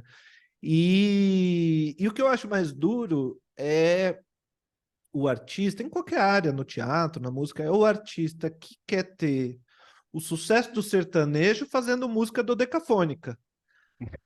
Não vai Aí não conseguir. dá. Né, não vai, não vai. Eu acho que uma coisa que me impactou também muito foi dar aula de História da Arte nesse sentido. O Gustavo falou antes ali do William Blake, né? Blake eu acho tão incrível, né? Mas, porra, daí é o típico artista romântico, né, cara? Morre fudido, morre pobre, mesmo Ele é o depois da morte, protótipo, né? mesmo depois da morte, não é. Sabe, as pessoas têm uma dificuldade de entender as obras dele, porque é uma obra complicada, é muito hermética. Você consegue pegar uma coisinha aqui do cordeiro, do tigre, fazer a discussão ali, pô, mas você vai analisar ali os quatro Zoas, por exemplo, que é o que eu tenho tatuado, é difícil, cara. Você vai ler aquele obra Milton dele, é difícil. Matrimônio do Céu e Inferno, são obras difíceis, assim, que tem que ter uma preparação, você tem que entender o que é mitologia blakeana e tal. Eu acho fascinante. E eu via isso muito daí, né, com muitos dos artistas que eu gosto, e ano passado eu tive a honra, né, a gente foi indicado ao Emmy e tal, daí eu fui para Nova York, daí eu disse, cara, vou finalmente no MoMA, vou pro MoMA, né, tô aqui, daí lá em Nova York. Daí, cara, foi muito legal ver o Duchamp lá, assim, vazio, né, a parte do Duchamp, assim, o pessoal passa batido. Malevich, daí, porra, caralho, que foda, né? Chega na parte dos impressionistas, lotado, né, então... E daí, quando eu vejo lá a Noite Estrelada do Van Gogh, aquilo ali me bateu. Cheio de gente em volta, eu sento na frente, daí eu não me aguentei, botei a musiquinha lá do... Qual que é o nome do cara? Dear Vincent. Eu não me lembro o nome do cara que escreveu. É, música Dear Vincent. Só deixa eu lembrar aqui. Don McLean, que, né, que é um cantor meio folk americano que fez uma música linda, assim, chamada Dear Vincent. É, e eles falam assim, o que ele fala, né? O mundo não está preparado para alguém tão lindo quanto você, né? Tipo, eu acho que todo mundo aqui é apaixonado pela biografia do Van Gogh, e essa é uma coisa que eu sempre falava na sala de aula, né? Dizia, gente, o Van Gogh é um típico artista, assim, que existe uma discussão meio mística em torno dele, que se a pessoa que não conhece nada de Van Gogh vê um quadro dele, sente alguma coisa. Eu acho isso bobagem. Eu dizia assim, eu acho isso bobagem. Eu acho que grande parte da diversão do Van Gogh, de curtir a obra do Van Gogh, é indissociável da sua biografia. E para você curtir um Van Gogh mesmo, você tem que saber o que ele está passando naquele momento que ele fez esse quadro. Então eu sento lá na frente do quadro Noite Estrelada, todo mundo tirando foto, selfie. Cara, eu acho que eu nunca tinha chorado na frente de uma obra de arte. E ali eu chorei muito, assim, me deu arrepio. Enquanto eu via lá os meus modernistas e eu achava, porra, olha que piada ótima, né, tal, assim, o Van Gogh, ele me bateu de maneira diferente, mas é o que eu fiquei pensando, tá, isso é o poder do quadro, essa coisa meio magnética, né, mística, né, Walter Benjaminiana, assim, ou é, ou é porque eu gosto muito da história dele? Para mim é claro que é porque eu gosto da história dele. E porque eu me identifico ali, assim, cara, um cara jovem que pintava há pouco tempo, conseguiu fazer uma obra dessa com um impacto desse, não, e não me saía da imagem, assim, essa obra que é vista por milhares de pessoas todos os dias, as pessoas vêm do mundo inteiro só para ver essa obra, e o cara não pôde curtir isso em vida. E eu acho isso a maior tragédia da história do Van Gogh, sabe? Um cara com uma visão tão incrível sobre arte e não poder ter dividido isso com mais gente. Então eu quero dividir. E eu quero dividir o máximo possível, tá? Deixa eu, Não deixa eu estou me discordar um comparando pouquinho ao para Van levar. Gogh. Não estou me comparando ao Van Gogh, mas assim, o pouco que eu fizer, eu quero que seja dividido. Pode crer. Deixa eu lançar um contraponto aqui, Ivan. Você apresentou uma questão que na hora veio na minha cabeça. Quando você sentou lá diante do quadro e chorou, eu pensei, será que foi o impacto do quadro ou será que foi a fama que o quadro tem que vem antes? Obviamente que essas interferências quase que ideológicas, né? Elas se colocam ali. Só que o quadro tem uma coisa que a seção do Duchamp e dos suprematistas russos não tem, que é ele produz afeto. E são afetos que mobilizam as pessoas. Não Uhum. são ideias abstratas, não são conceitos geniais de Marcel Duchamp, que mobilizam são afetos. E o Van Gogh sabia perfeitamente disso, até porque era isso que ele tinha. Van Gogh não tinha um bom desenho, não tinha grande esclarecimento filosófico, ele era um cara da prática, né? Da vida prática da pintura prática mesmo, era pragmática, né? O lance dele era quantidade para expressar. E ele entende essa lógica profundamente, né, de que a arte produz afeto. Daí, tentando colar com o nosso papo anterior, você disse que o podcast não tem hoje tanta importância, né? O Slavoj Žižek vai dizer que o século XX é o século do cinema. Ele quer dizer isso da seguinte forma: ele quer dizer que no século XX, o grande mediador dos sujeitos com o mundo é o cinema. É a arte que faz a grande mediação, assim como no século XVIII foi sei lá, no XVII foi a pintura, no XIX foi a literatura, no XVIII foi a música, né? Grandes artes, assim, digamos, que eram de fato, tinham valência maior, né? Tinham um protagonismo para mediar a relação do sujeito com o mundo e produzir afetos. Eu acho que hoje, obviamente, que a arte ainda é arte, é a produção do sensível, ainda é o ofício da sensibilidade. Só que eu concordo profundamente contigo hoje, Ivan, na época que a gente se falava, se conheceu, talvez eu não concordasse, mas hoje eu concordo que eu acho que esses canais não mais Enfim, esses espaços não nobres, esses espaços de produção de massa e etc., têm uma enorme importância, porque do século XXI, acho que é isso que faz a grande mediação. Assim Uhum, como no século passado foi o cinema e a fotografia, nesse século o que vai fazer a mediação é a web, essas linguagens de massa. Porque as pessoas não veem mais a exposição do Van Gogh, mas assim, veem memes de celular. Desculpa, mas uhum. mobiliza. Hoje agora mesmo, meu pai me mandou um vídeo, e a legenda é assim, veja e se emocione. Porra, se isso não é mobilização de afeto, Sim. né? O meu pai não vai numa exposição de arte, mas ele manda o tempo da minha mãe, entendeu? Isso circula. As pessoas hoje lidam com afeto com o sertanejo. A gente Uhum, falando mal há pouco de sertanejo, mas é uma coisa que mobiliza afetos dos sujeitos, né? Acho que, uhum, portanto, isso está num nível de importância muito grande. E eu concordo contigo com. Eu ia te perguntar por que que você fez o Anticast, mas acho que você já deu a resposta, né? Porque você queria, de algum modo, fundir essas duas coisas, né? Veicular isso. ideias que você achava genial, que estavam presas dentro dos livros, e que agora encontram um mundo, né? A Uhum, gente, no Desver, tem algo muito semelhante, né, Ju? Quando a gente decidiu chamar convidados, o nosso lance era isso, é divulgar um pouquinho, ampliar um pouquinho mais o debate, né?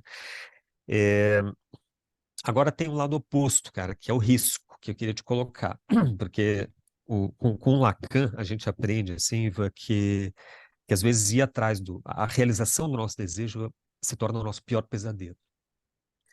Aí, para citar o Nietzsche, que é um autor que eu sei que você gosta bastante, ele dizia que ele morria de medo de um dia tornarem-no santo, como aconteceu de algum modo, né? O Nietzsche tá sendo identificado, santificado, né?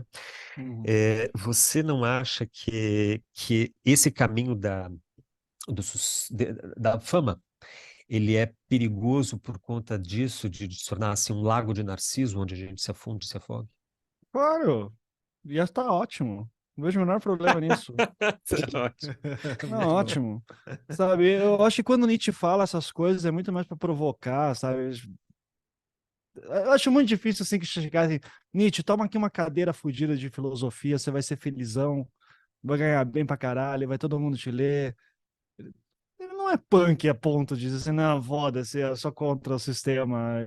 Não era um cara desse jeito. Era um cara que teve um reconhecimento ali na sua época bastante limitado, começou a ser lido mais depois. Mas eu acho que quando o Lacan mesmo começa a falar essas coisas, ele está mais falando do inatingível, né? Do objeto. Aquela é, coisa ridícula, tá? Mas só para dizer, assim, tem um joguinho de celular que eu jogo da Marvel com os meus amigos, tá? É um jogo de cartas da Marvel. E tem os desafios mensais. Daí, mês passado, eu consegui pela primeira vez terminar todos os desafios. Não tinha mais nada para fazer. E daí eu tirei um print, mandei para meus amigos. E daí disse assim: como dizia Alexandre o Grande, conquistei o mundo, não tenho mais o que conquistar agora. O jogo perdeu graça, Aham. sabe? Então eu entendo um pouco dessa lógica do tipo assim, eu quero sabe, se for coisa muito material, muito direta, tipo, meu sonho é ter tal carro, meu sonho é ter uma casa, meu sonho não sei o quê. Eu acho que a questão da construção do desejo na psicanálise vem muito dessa ideia da projeção em cima dos objetos. Eu entendo a entender mais esse perigo, né, esses avisos de cuidado nesse sentido. Quando são coisas mais inatingíveis, do tipo, qual que é o meu objetivo? Eu quero contar histórias. Eu quero estar sempre contando histórias. Eu quero estar sempre curioso. Isso é inesgotável. É um desejo que eu não vou terminar. É um desejo que, no máximo, se eu ficar ridiculamente famoso, coisa que não vai acontecer, e tá tudo bem, mas se eu ficar ridiculamente famoso, eu vou ter mais gente me oferecendo mais coisas para estar fazendo. Eu não vou achar isso ruim, entende? É, a história do tipo, nossa, sei lá, como deve sofrer o Christopher Nolan por cada vez que eu faço uma crítica a um filme dele, né? O cara já deve estar assinando os próprios 5 contratos dos próximos filmes de orçamento de 200 milhões de dólares. Quem que não quer fazer isso? Sabe? Quem que não quer ter orçamentos, meios para fazer o que ama? Então, quanto a esse ponto, como o meu desejo é inatingível, de eu quero estar sempre com histórias, beleza. O que eu tenho medo é que o tempo acabe. Eu tenho medo de não conseguir mais me encantar com nenhuma história. Isso eu tenho medo. Que eu começo a levar tanto o nível, tipo, não, mas o que é uma boa história? O que para mim era uma boa. histórias que eu produziria tranquilamente 5 anos atrás, hoje em dia eu já não. Não, isso aqui eu já não acho que tá legal. Não é mais bom. Eu não gosto de ouvir coisa muito antiga minha, porque eu já penso, putz, isso aqui não é uma coisa que eu faria. Então, eu me cobro nesse ponto. Eu tenho, o meu medo, no máximo, é tipo chegar num ponto em que eu não me encanto mais, que eu me desencante, sabe? Que tudo fique ruim. É, então, eu acho que é nesses pontos que eu começo a ficar nessas crises de meia-idade, completando agora 40 anos, eu começo a ficar reflexivo do, tipo, cara, eu acho que eu tenho muito medo de perder habilidades intelectuais, assim, a ponto de eu não conseguir mais produzir. Eu quero continuar produzindo sempre. A ideia Você de fala não da velhice da natural, no velhice, caso. escrever, Tá. compor, sabe? Eu quero estar sempre fazendo alguma coisa. Imaginar aquela velhice que você fica sentado no campo, olhando para o nada, assim, não é uma coisa que me deixa feliz, sabe? Eu quero estar ativo, quero estar fazendo coisas. Então, eu acho que vai ser muito, pelo menos para mim, é muito difícil chegar num ponto de atingir o objeto de desejo total. Quanto a coisas materiais, assim, nesse sentido, velho, eu quero ser discutido. Eu quero que tem gente que me ame, que me odeie, que acha que eu fiz tudo errado, gente que acha que fez tudo certo. Então, assim, que tenho medo de virar santo, porra nenhuma, tá? Que me santifiquem, que me demonizem, que vai estar tudo bem. O Não, mas processo é como esse. um estudioso do Aleister Crowley, o nome do Aleister cara, Crowley. Aleister Crowley. Crowley, Isso. eu acho que você prefere que te demonizem, né? Se Mas for no ali sentido tem. do Crowley, né, dessa questão da figura criativa que constrói o próprio mundo, com certeza, né? Por que não? Aham, É o cara que constrói a ideia do daimon grego, né? Que aham. justamente é esse que é a figura disruptiva que cria coisas, não no sentido de coach mercadológico, mas no sentido realmente do impulso criativo, né? Eu acho que nesse sentido eu adoraria ser demonizado, né? Aham. Não vejo problema nenhum nisso. É, eu, eu, eu, eu acho que te- tem, tem aquelas coisas, né, que eu volto minha palavra na terapia, assim, tipo, eu fico pensando muito em qual vai ser o meu legado, né, morrendo, assim, tipo, quando eu morrer. Então, o que que eu vou ter deixado para trás? Qual que vai ser? Eu vou ser lembrado? Eu quero ser lembrado? É, eu vou ter feito alguma ação no mundo que vai ter mudado. Então, essas coisas que hoje em dia desde pequeno eu falava ao meu pai, pai, vou escrever um livro que eu quero mudar o mundo, né? Eu disse, Uhum. então escrever um teu livro já Uhum. é mudar teu mundo de alguma forma, sabe? Então começa pequeno, vai fazendo do teu jeito. E se for criando mais gente, beleza, mas eu quero criar impacto de alguma forma, e que seja positivo, óbvio, né? Não quero também fazer todo mundo vender tudo e comprar dólar, né? Então, é, É mas engraçado. eu gosto dessa. Eu não vejo problema. Eu acho até meio cínico, assim, que fala, não quero ser lembrado, eu quero viver minha vida. Foda-se, porra nenhuma. Então, beleza, então é você. Eu não. Eu quero fama. Eu quero realmente que as Uhum. pessoas me curtam porque eu acho que o que eu faço preste de alguma forma. Eu acho menos narcísico uma pessoa que tem uma relação saudável com isso, sabe? Tipo, não, é isso que eu quero, foda-se. Do que Uhum. uma pessoa que tem que vive com conflito com isso, sabe? Tipo, não, eu não quero, mas na verdade a pessoa tá buscando, e ela acha que é errado, e tem uma relação Uhum. moral com isso, um peso. E aí Sim. aí você tem muito problema, né? Eu tava me lembrando enquanto você falava, quando eu não fui para o MoMA, mas eu fui no Tate, nos museus, eu fui nos museus em Londres e Paris, né? E eu tava lembrando exatamente a minha relação ali foi parecida com essa de ver, né, o Mictório, ver os suprematistas russos e achar um Uhum. barato, assim, realmente, mas, tipo, tá, é um quadrado branco com um quadrado preto na frente, né? Então, Aham. mas achar muito legal estar diante daquilo e o Van Gogh me impressionou a cor, na verdade. Eu não gostava muito do Van Gogh. Assim, nunca tive nenhuma, assim, caralho, Van Gogh, não sei o quê. Mas quando eu vi, ou seja, olhando no PowerPoint na faculdade, não me causava nada. Mas olhando no Museu d'Orsay a pintura em si, aquilo ali, se você tomar 2 gramas de cogumelo mágico e for ver um quadro do Van Gogh, você come o quadro, não tem opção, assim, é uma relação com Uhum. a cor que ele consegue estabelecer que é muito bonita. E, Sim. e passando pelo Da Vinci, eu tive uma crise de pânico, absolutamente Mentira. inexplicável. Assim, eu passei no Louvre, eu passei nos italianos e eu tava numa boa, assim, não tava nem tipo, agora vou ver o Da Vinci, não tinha nada, nenhuma expectativa. Tarará, tarará, tarará, passei, foi tipo os 5 passos de explode o coração do Kill Bill. Eu passei pelo quadro, dei uns 5 passos, assim, de repente, pá, me deu uma puta crise de pânico, assim, que eu não sei como que eu não fui pro pronto-socorro. Hum. Ou seja, acho que me criou uma impressão. Isso que não é nem a Mona Lisa de verdade, que a verdadeira foi Não, roubada isso não foi na pelo Mona Picasso, né? Lisa. Não, não, tô brincando, tô brincando. Não, a Mona Lisa eu nem vi, porque era aquela Ah, é? multidão, era a Virgem dos Rochedos. Não, a Virgem dos Rochedos. Ah, Acho que era a Virgem do Rochedo, que tem duas, né? uhum, Tem uma no Louvre e uma em Londres, em algum lugar em Londres. uhum, Mas eu volto, insisto na questão, porque sabe, a gente já está chegando no final do episódio, mas eu insisto nessa questão porque eu acho que ela é muito, pelo menos para mim, talvez para algum ouvinte também seja, eu acho que ela é muito importante, assim, eu acho que a gente pode aprender muito com isso, que é meio que saber o que a gente quer e, assim, de uma forma que a gente não precisa ter vergonha e, e correr atrás disso e pagar o preço, né? Ou seja, uma coisa é aquilo que.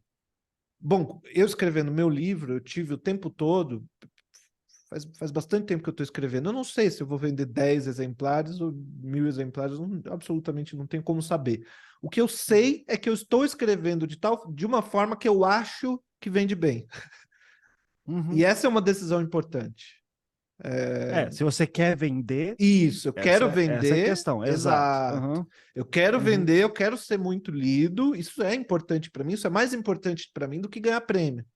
Eu prefiro, assim, se eu for um best-seller ou se eu tiver que escolher entre ganhar um jabuti e ser um best-seller, eu escolho ser um best-seller. Best-seller no melhor sentido, assim, uma pessoa que está vendendo muito. uhum. Ah, porque eu acho que é isso que você está falando, né? Acho que tem mais impacto, né? Poxa, a quantidade de escritor que está na Academia Brasileira de Letras que eu nunca ouvi o nome mesmo, assim, não é pequena. E eu Uhum. acho desinteressante. Mas o que eu acho mais difícil mesmo, insisto, volto para essa questão, a pessoa que escolhe, que quer ter um tipo de reconhecimento e faz um trabalho no sentido inverso, né? Acho que isso é Eu, realmente eu uma vivo um pouco esse decisão, né? conflito, sabe, João? Eu vivo um pouco esse conflito, porque falando agora, eu penso, eu quero ganhar prêmio. Eu prefiro ganhar prêmio do que ser muito lido. Uhum, Porque o prêmio também tem uma coisa prática para mim, que é o dinheiro, né, que vem. Uhum. Que já basta desenhar e pintar sem ganhar nada. Ser artista miserável. Eu não quero ser um escritor miserável, eu aham, quero ganhar para escrever. Uhum. Mas não num sentido que eu quero transformar isso num mercado, mas eu quero. Por isso que eu foco nos prêmios, assim, eu sempre mando, participo, porque eu quero realmente É que ganhar. o mundo de artes plásticas eu acho que é diferente também, sabe? Não existe o mercado literário, ele é muito mais amplo do que um mercado de artes gráficas, a não ser que você vai trabalhar com pra agências de publicidade e tudo, né? Que não vejo você fazendo isso porque você acho que tem um outro nível, inclusive, de técnica, sabe? Seria quase, né, você uhum, usar uma Ferrari para ir só no mercado. Tipo, não, porra, pega uma estrada, né? Faz alguma coisa assim. Então, eu acho que o mercado, o meio que você tá já é outro. Só que daí é aí que tá o ponto, né? Por isso que eu não me daria bem nas artes plásticas, somente porque é um mundo que tem tantas regras que começar do zero para mim, entendê-la seria muita coisa, sabe? Eu conheço assim por cima, tudo, mas toda a parte política de saber como é que está funcionando os salões, como é que vai ali, essa parte mesmo assim eu não tenho mais, eu prefiro produzir as coisas, jogar na internet e o público vai tentar produzir, que daí é um outro lance, né? Já é uma outra pegada. E ao Mas mesmo essa tempo, parte que daí, nas artes visuais é imprescindível para fazer sucesso. Você tem que fazer né? network, você tem que conhecer os curadores. Isso. Assim, se um curador nunca ouviu falar do teu trabalho, ele não vai te botar na exposição que ele está fazendo, né? Ao, É um ao trabalho mesmo tempo, chato, né? sim, e ao mesmo tempo conhecer daí o Gustavo, sabendo que ele tinha toda a técnica que pouquíssimas pessoas têm, faz eu entrar em contato com ele alguns dias atrás, dizendo, Gustavo, eu preciso de você para fazer uma coisa que acho que só você consegue, ou pelo menos que eu conheço que é só você, sabe? Então é tão específico também que vale a pena, né? Que bom que tem o Gustavo para resolver isso. Então, e vai ser pago ainda por cima pelo trampo. Que coisa, que bom que eu posso fazer isso, que eu posso contratar você assim. É, então, não, eu acho que, de novamente, e tem espaço para tudo. Eu concordo com vocês que o que me. Quer dizer, espaço para tudo é exagerado, vai. Não tem espaço para todo mundo. Mas se você está bem com as suas próprias escolhas, eu acho que isso já é meio caminho andado. Sabe? Se você está bem com as suas próprias escolhas, você está conseguindo chegar ao final do mês vivo e com alguma conta paga, não todas, mas alguma, tá bom já, cara. Então, o que me incomoda às vezes é isso, é a pessoa que não. Tem vários escritores que eu sou muito fã e que faz sucesso ridículo e são avessos a público. Isso acaba transformando a parte da mística em torno do cara, mas eu digo assim, pô, cara, aproveita, sabe? Tipo, aproveita, isso aqui passa rápido. Isso aqui, é mais fácil você ser esquecido do que você lembra. Então, curta esse momento. Aproveita. Acho que o Neil Gaiman fala isso, ou o Chuck Palahniuk, que acho que o Stephen King chega para ele em algum momento, assim, que ele tá começando a fazer sucesso. Daí o Stephen King chega para ele e diz assim, ó, aproveita. Aproveita o público, cara. Isso aqui você não sabe se vai ter amanhã. Então, aproveita o reconhecimento. Isso é legal. Isso faz você querer continuar, assim. Achei bem foda isso aí, na verdade, se admitir tão na cara dura, assim, né? Deslavadamente, eu quero fama, foda-se, acho que é bem isso, né? Eu moro aqui em Porto Alegre, no bairro Santana, que é perto da Parque Redenção, você deve conhecer ali. E é bem residencial, é um bairro horizontal, antigo, aquelas coisas. E aí, esses dias eu tava caminhando indo até o mercado, e daí aqueles prédiozinhos pequenos que você enxerga as pessoas dentro das casas, nas salas, assistindo televisão. E numa delas vi um senhor, um velhinho, assim, na sacada. Sabe aquela velho de sacada que bota Uhum, ali como pinguim de geladeira? Ele fica, você bota de manhã, ele fica ali. E eu pensei a mesma coisa que você. Eu disse assim, "Cara, eu não quero ser isso daí. Isso uhum, daqui não funciona para mim. Acho lindo esse velho na sacada. Eu dei vontade de pintá-lo, mas eu não quero estar naquele lugar em momento nenhum, né? E uhum, ali comecei a. Foi uma das vezes, né, que eu me dei conta que eu também quero algo, sempre quis algo além, assim, do. É que pra gente ir além de si mesmo, Ivan, parece, acho que tem que ter, né, alguma coisa de você ir além de, literalmente além de si mesmo é tocar os outros. E quanto mais a gente toca os outros, mais além de nós mesmos a gente tem que ser, porque aumenta a exigência, né, uhum. ficar, como você falou dos professores universitários, né, ficar nas suas cátedras, né, nas suas salinhas, nos seus gabinetes de pesquisa e sendo idolatrado ali por meia dúzia é uma coisa. A exigência não aumenta, é sempre aquele número, aquele nível ali, né? De Uhum, você ter que se dar, a menos que você seja realmente vá profundamente no teu trabalho. E aí acho que é onde você chega, que também acho que me serviu de lição isso, cara. Uma coisa é querer, digamos, ter reconhecimento de público, e outra coisa é o teu desejo. Nosso desejo é vinculado ao trabalho. O meu desejo é uhum, vinculado a produzir uma boa obra, um bom livro, um bom trabalho, plástico, etc., né? Eu não foco no o meu X do mapa, que eu quero ir em linha reta, eu não foco na fama. Eu foco isso, nessa produção. Eu acho que esse é o lance, né? exato. Esse é o ponto. Inclusive, é a crítica que a minha esposa sempre faz para mim. Ela diz assim: pô, você posta muito pouco em rede social. Você devia usar uma rede social, mostrar mais a tua vida. Eu digo, mas eu não quero mostrar minha vida, eu quero mostrar meu trabalho, sabe? E isso me prejudica. Se eu fosse uma pessoa que postasse story todo dia, ficasse contando, não sei o quê, eu com certeza faria mais sucesso do que eu faço. Minha esposa está certa nesse ponto.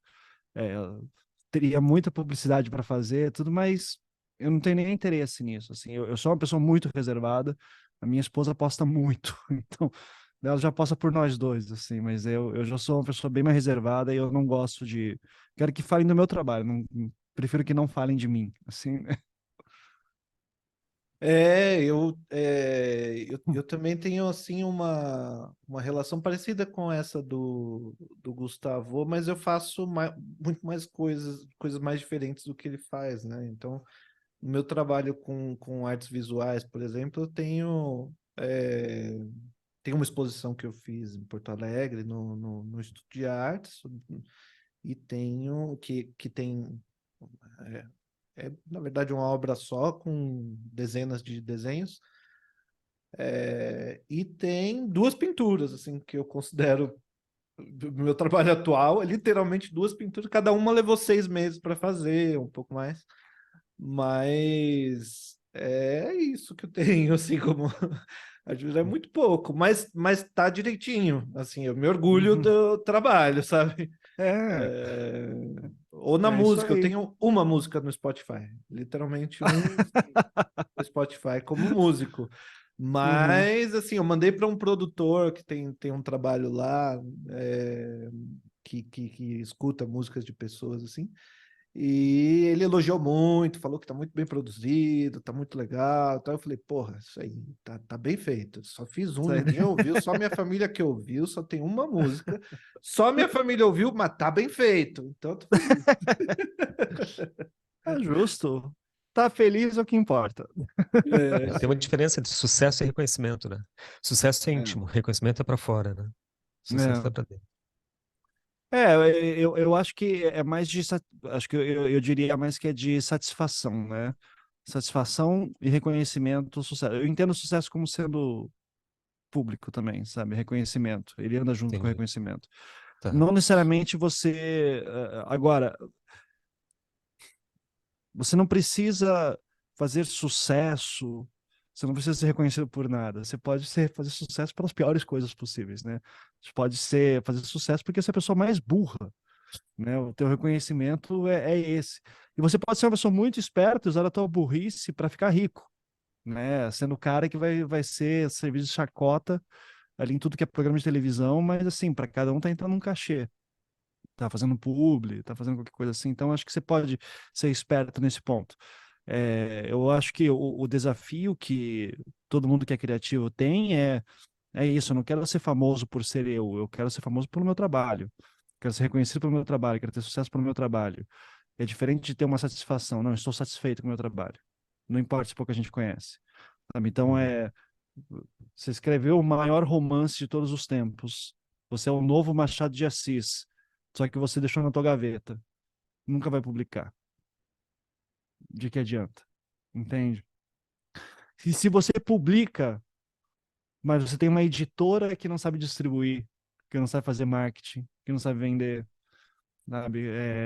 Saiu com um erro na capa, o teu nome saiu errado, a cor, código de barra da cor saiu no meio da capa, deu algum problema assim, recolhe todas as cópias, deu problema com contrato de não sei o quê. Olha só quantas etapas podem dar para que o maior romance brasileiro de todos os tempos, o novo melhor romance brasileiro de todos os tempos, pode dar problema por coisa idiota, sabe? Então é essas coisas assim que a gente não consegue, não pode mais ver a obra simplesmente como uma coisa isolada que ela vai se vender, vai fazer sucesso sozinha. Não.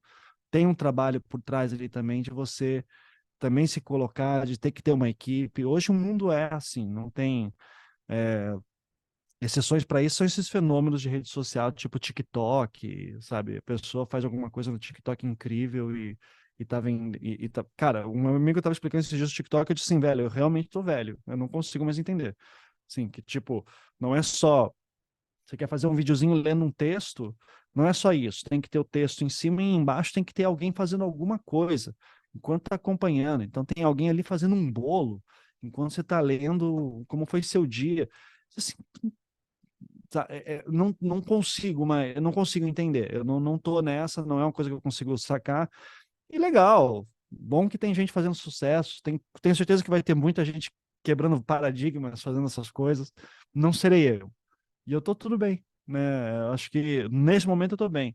Daqui 10 anos eu não sei como é que vai estar. De repente eu vou estar interessado em outras coisas, mas no momento eu acho que eu tô eu fico feliz de ser reconhecido. Eu acho que isso é ruim porque se eu parar de fazer sucesso, eu vou ficar mal, sabe? Então e isso vai me bater de outra forma.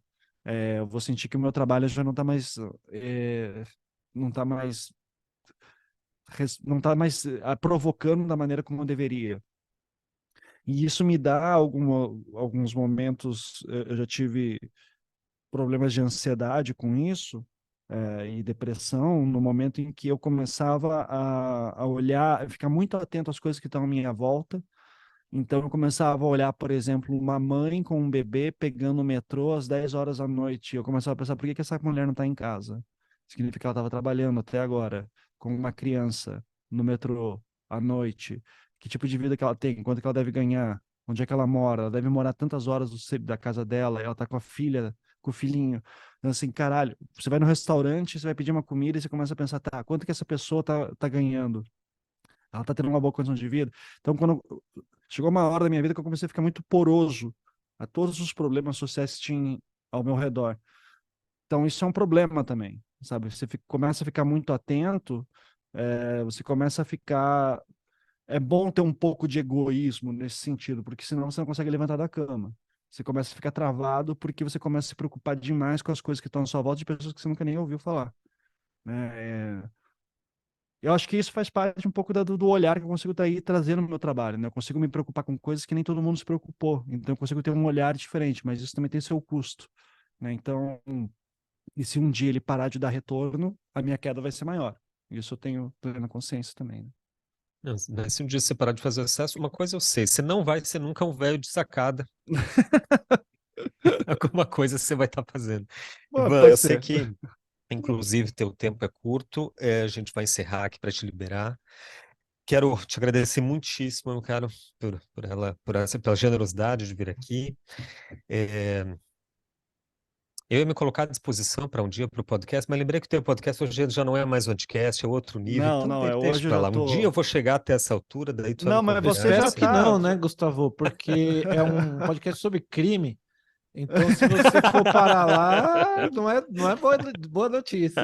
Olha, tá falando, mas talvez vá parar lá, hein? Já tô dando toque aí também. Olha lá, olha lá. Mas tem o Conversas Paralelas também. Gente, eu Isso. indico então, conversas. Ivan, o que que a gente indica pro. Só um pouquinho que você sumiu pra mim, Gustavo. Você ficou mudo Ficou Oi, pra mim. mudo. desculpa, Ah, perdão, tá. eu toquei no teclado aqui. É que tem o Conversas Paralelas também, né? Mas, Ivan, o Uhum. que que a gente indica pro público aí? Eu aprendi contigo a fazer o jabá no final do programa. Aprendi lá no podcast. Qual é o jabá que a gente deixa aí?